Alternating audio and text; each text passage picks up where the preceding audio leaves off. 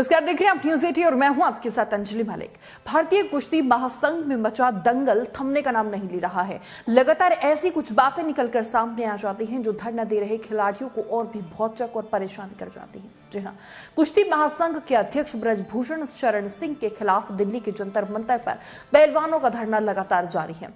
इस मसले पर कई खिलाड़ी, नेता और खेल अधिकारियों की प्रतिक्रियाएं जो है वो सामने आई हैं।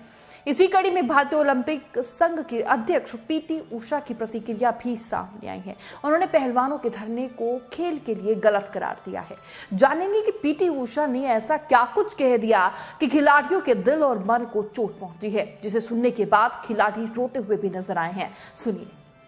See, detailedly you will get the press release, but actually for what I feel, our feeling is that now for this sex harassment, all those things, IOA is having a committee of athletic commission here. Instead of going to the street and doing all those things, they could have come to us earlier itself, but they have not at all come to IOA also. But still, because all those things from government and thing, they suggested us to do the ad hoc committee. We already have named two. One is Bhupendra Singh Bajwa and Shimash Roor. And we will do that. थोड़ा तो discipline तो होना चाहिए, है ना? तो they should come to us earlier if they have a real problem. Instead of coming to us, they are gone straight away to street. No, it is not good for the sports, not only for the. तो अंग्रेजी में PT Usha का ये बयान था। हिंदी में हमने आपको समझाने की भी कोशिश की, लेकिन एक बार फिर मैं भी आपको बता देती हूँ कि क्या कुछ उनका पूरा जो बयान था वो था।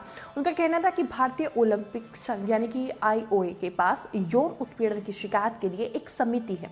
सड़कों पर जाने की बजाय वो यानी कि खिलाड़ियों की यहाँ पीटी उषा बात कर रही हैं कि विरोध करने वाले पहलवान हमारे पास आ सकते थे, लेकिन वो IOA के पास नहीं आए। केवल पहलवानों के लिए ही नहीं, ये खेलों के लिए भी एक अच्छा संदेश नहीं है। उन्हें कुछ अनुशासन में भी रहना चाहिए था। उन्होंने ये भी कहा है कि पहलवानों के धरने के कारण देश की जो है वो छवि भी खराब हो रही है।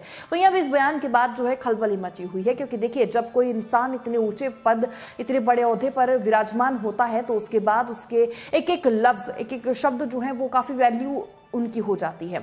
और हुआ भी कुछ ऐसा ही। खिलाड़ियों ने पीटी उषा के बयान पर ही सवाल खड़े कर दिए। उनका कहना है कि वो एक महिला होकर और खिलाड़ी होकर कैसे इस तरीके से बयान दे सकती है। और जब हमने अपनी समस्या बताने के लिए फोन कॉल उनको किया था तो पीटी उषा ने हमारा पर्सनली फोन तक नहीं उठाया था। सुनिए। ये बात सुन के बहुत दुख हुआ, क्योंकि एक महिला खिलाड़ी हो के वो महिला खिलाड़ियों की नहीं सुन रहे हैं। हम बचपन से उनको फॉलो करते आए हैं, कहीं ना कहीं उनसे इंस्पायर्ड भी हुए हैं कि उन्होंने देश के लिए इतना अच्छा किया है और हमें उनसे प्रेरणा भी मिली है। लेकिन एक महिला हो के अगर वो ये बात बोल सकते हैं ना, तो मतलब कहाँ डिसिप्लिन कर दिया। हम तो शांति से यहाँ बैठे हैं और हम बैठते भी नहीं यहाँ अगर हमारी सुनवाई हो जाती तो। 3 महीने वेट करने के बाद भी सुनवाई नहीं हुई, इसीलिए हमें ये मजबूरन करना पड़ रहा है। के संविधान में रहते हैं, हम स्वतंत्र भारत के नागरिक हैं और हम कहीं भी जा सकते हैं, आ सकते हैं।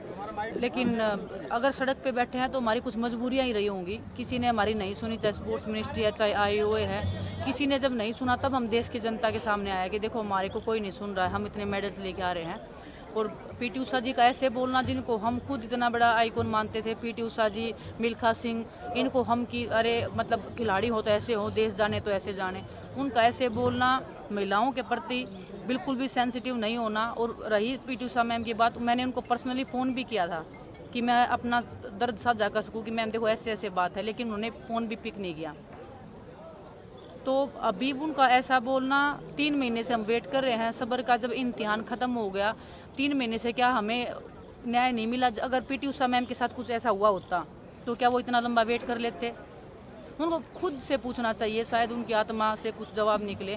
और हमें नहीं पता वो उनके ही जुबान है या उनके ऊपर भी कोई प्रेशर ही है बोलने का, क्योंकि पर वो रही। और वो जब IOA में खुद प्रेसिडेंट हैं, वो जब खुद मीडिया के सामने आके रो रही हैं कि मेरी एकेडमी को तोड़ा जा रहा है, जब वो खुद के साथ ही न्याय नहीं कर सकते हैं तो हम क्या उम्मीद करें उनसे?